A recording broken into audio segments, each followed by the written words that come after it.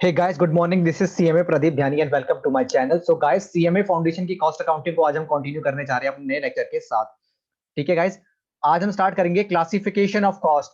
दोस्तों, cost accounting में क्या होता है कि कॉस्ट अकाउंटिंग में बहुत सारी कॉस्टेस होती हैं, जैसे कि फिक्स कॉस्ट हो गई, वेरिएबल कॉस्ट हो गई, कंट्रोलेबल कॉस्ट हो गई, अनकंट्रोलेबल कॉस्ट हो गई, वेरिएबल कॉस्ट हो गई। तो इन सब चीजों को क्या है, आज हम थोड़ा सा डिटेल में इन चीजों के बारे में जानकारी लेंगे, किस तरीके से हम कॉस्ट को बांटते हैं। तो classification of cost by nature और एलिमेंट। नेचर और एलिमेंट के बेस पर मटेरियल, लेबर और एक्सपेंसेस।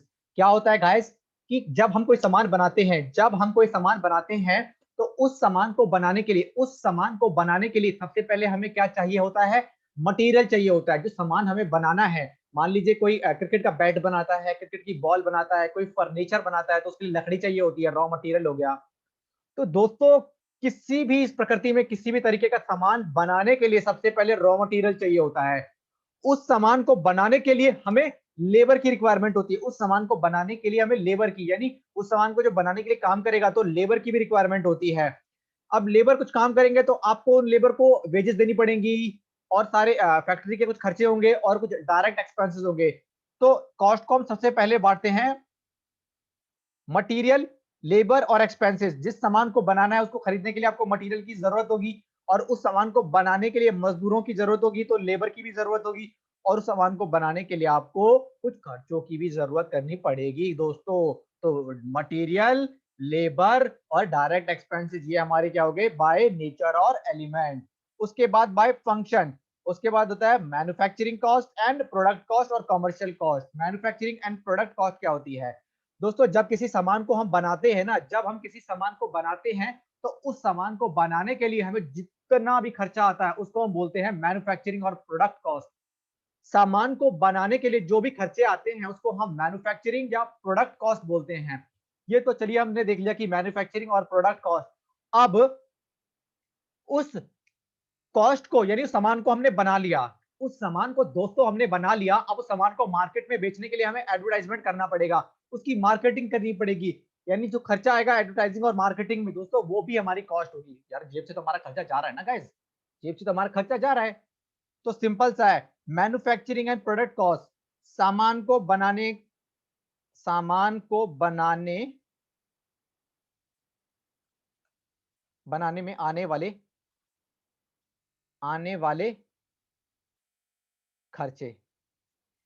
दोस्तों, सामान को बनाने में आने वाले जो खर्चे होते हैं, सामान को बनाने में जो आने वाले खर्चे होते हैं उसको मैन्युफैक्चरिंग और प्रोडक्ट कॉस्ट बोलते हैं।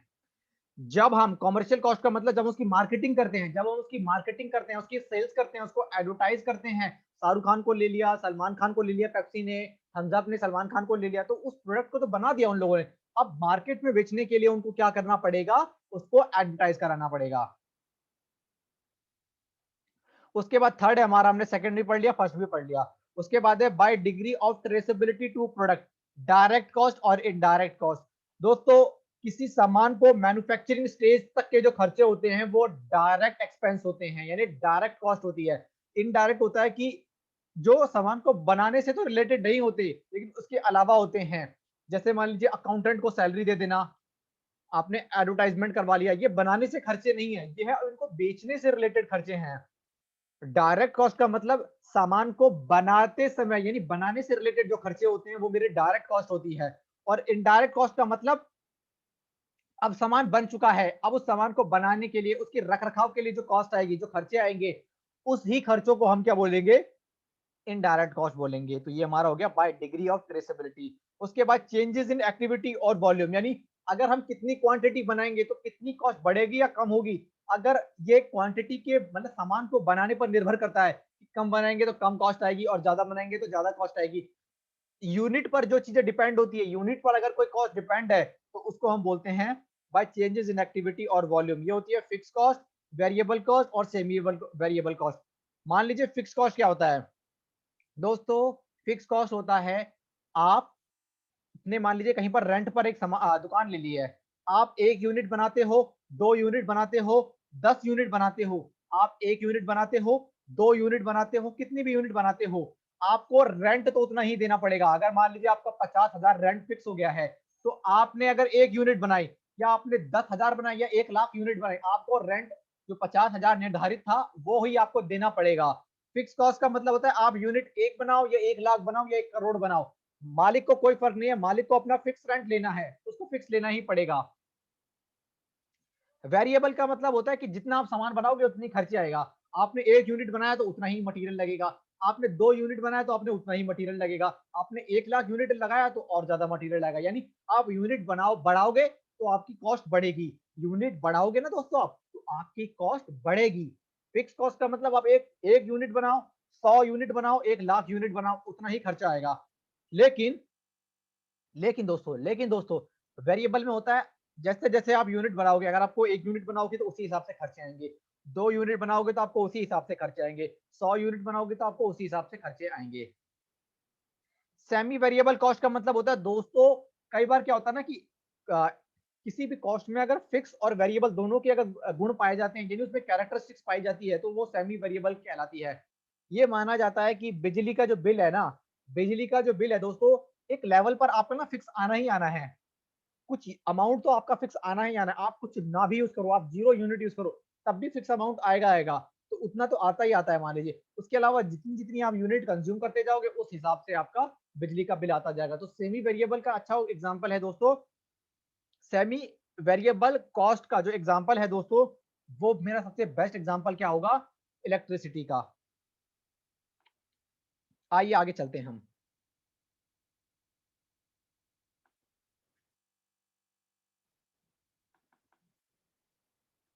Bye controllability, by controllability, controllable cost, वो कॉस्ट जिसको हम कंट्रोल कर सकते हैं, जिसका हमारा हाथ में कंट्रोल है। और अनकंट्रोलेबल कॉस्ट का मतलब होता है जिसको हम कंट्रोल नहीं कर सकते, यानी वो अनकंट्रोलेबल है। हे गाइस आइए देखते हैं, अब हम इसको ना एक बार पढ़ लेते हैं एक बार की क्या क्या चीजें हैं।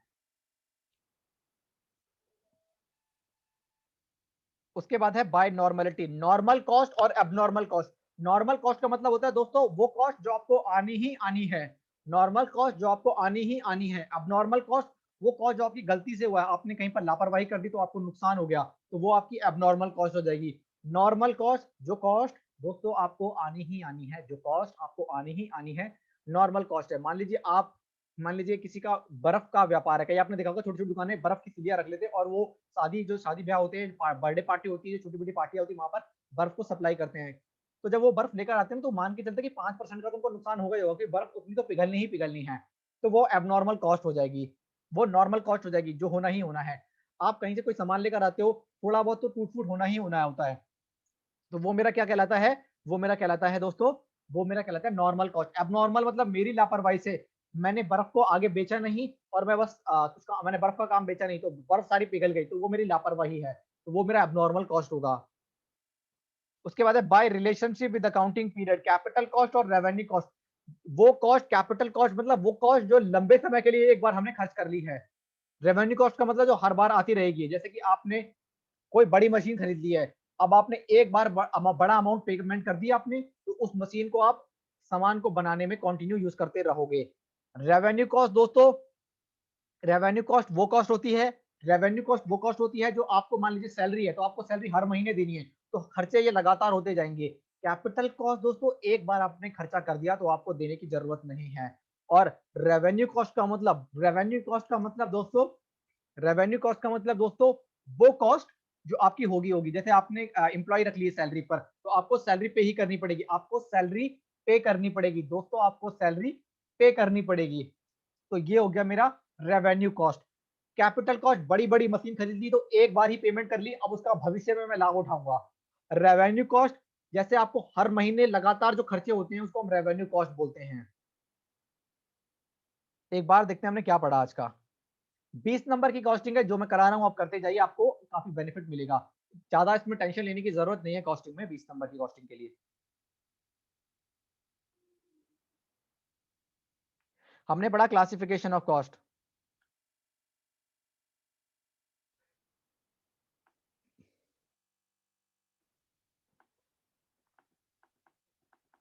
By nature of element, material, labour और एक्सपेंस। मटेरियल होता है जिस सामान को जिसका व्यापार हम कर रहे हैं, मान लीजिए कोई फर्नीचर बनाने का व्यापारी है तो उसके लिए मटेरियल क्या होगा, उसके लिए मटेरियल को उसको खरीदना पड़ेगा लकड़ी की फॉर्म में, ठीक है। बैट बनाने वाली कंपनियां, उसको लकड़ियां खरीदनी पड़ेगी बैट बनाने के लिए। तो मटेरियल यानी सामान, जो आपको, जिसमें आप व्यापार कर रहे हो तो आपको मटेरियल खरीदना पड़ेगा। लेबर का मतलब उस सामान को बनाने के लिए आपको मजदूरों की जरूरत होगी, वो आपका लेबर हो गया। कुछ खर्चे भी आएंगे आपके, जैसे फैक्ट्री के कुछ खर्चे आ जाएंगे तो वो आपके एक्सपेंसेस हो जाएंगे। बाय फंक्शन में manufacturing and commercial product cost, सामान को बनाने के लिए जितनी भी कॉस्ट आती है उसको मैन्युफैक्चरिंग और प्रोडक्ट कॉस्ट बोलते हैं। कॉमर्शियल कॉस्ट का मतलब होता है दोस्तों, कॉमर्शियल कॉस्ट का मतलब एडवर्टाइजमेंट कराने का। सामान बना तो लिया आपने, लेकिन आप मार्केट में बेचने के लिए आपको एडवर्टाइजमेंट करना पड़ेगा, आपको सेलिंग के कुछ खर्चे करने पड़ेंगे, आपको एडवर्टाइजमेंट के कुछ खर्चे करने पड़ेंगे, तो वो होता है मेरा कॉमर्शियल कॉस्ट। डायरेक्ट कॉस्ट और इनडायरेक्ट कॉस्ट, किसी मटेरियल को बनाने के लिए जो डायरेक्टली फैक्ट्री में खर्चे लगते हैं वो मेरा डायरेक्ट कॉस्ट होता है। इनडायरेक्ट कॉस्ट का मतलब होता है जो डायरेक्टली रिलेटेड नहीं होते, जैसे सीलिंग एंड डिस्ट्रीब्यूशन के हो गए, उस सामान को बनाने से रिलेटेड नहीं है, उस सामान को बेचने से रिलेटेड है दोस्तों। बाय चेंजेस इन एक्टिविटी और वॉल्यूम, फिक्स कॉस्ट का मतलब आप 1 यूनिट बनाओ या 2 यूनिट बनाओ, आपको फिक्स कॉस्ट आएगी ही आएगी। जैसे कि मान लीजिए आप रेंट दे रहे हो, आप 1 यूनिट बनाओ या आप महीने भर पूरा काम करो या ना करो, मकान मालिक को रेंट चाहिए ही चाहिए होगा। सैलरी आप बंदे से कितना भी काम करवा लो, काम करवाओ या ना करवाओ, उसको महीने की जितनी सैलरी देनी है वो तो आपको देनी ही देनी है। सेमी वेरिएबल कॉस्ट होता है कि जिसमें फिक्स कॉस्ट और वेरिएबल कॉस्ट के दोनों के लक्षण होते हैं। वेरिएबल कॉस्ट पढ़ते से पहले हम, वेरिएबल कॉस्ट का होता है कि जितना सामान हम बनाएंगे, अगर 1 यूनिट बनाएंगे तो उतना ही मटेरियल लगेगा, 10 यूनिट बनाएंगे तो उसके हिसाब से मटेरियल लगेगा, 100 बनाएंगे तो उसके हिसाब से मटेरियल लगेगा। और सेमी वेरिएबल कॉस्ट का मतलब होता है जिसमें फिक्स कॉस्ट होती है कुछ और कुछ वेरिएबल कॉस्ट होती है, यानी सेमी वेरिएबल। सेमी वेरिएबल यानी कुछ फिक्स होती है, कुछ वेरिएबल। जब आपने बिजली का बिल देखा होगा ना, तो आप मानिएगा बिजली के बिल में कुछ परसेंटेज तो फिक्स होता है, यानी आप बिजली यूज करें या ना करें उतना बिल तो आता ही आता होगा। आपने देखा हो कभी आपका बिल जीरो आता ही नहीं है, आप कुछ यूज करो या ना करो, आपका बिल, बिजली का बिल एक पर्टिकुलर यूनिट तक आएगा ही आएगा। उसके बाद आप जैसे जैसे और बिजली यूज करोगे तो आप, जैसे जैसे आप यूज करते जाओगे तो आपका बिजली का बिल वेरिएबल यानी बढ़ता जाएगा। बाय कंट्रोलेबिलिटी यानी कंट्रोलेबल कॉस्ट और अनकंट्रोलेबल कॉस्ट, जिस चीजों को हम कंट्रोल कर सकते हैं, हमारे हाथों में होता है कि हम उन चीजों को कंट्रोल कर सकते हैं, वो मेरे कंट्रोलेबल कॉस्ट होती है। अनकंट्रोलेबल मतलब वो होना ही होना है, वो मेरे हाथों में कंट्रोल नहीं है। मान लीजिए जैसे मैंने बर्फ का एग्जांपल लिया था, तो बर्फ का पिघलना, थोड़ा बहुत तो पिघलेगा ही पिघलेगा, वो 5-10% जो है वो मेरे हाथों में कंट्रोल नहीं है, वो अनकंट्रोलेबल कॉस्ट है।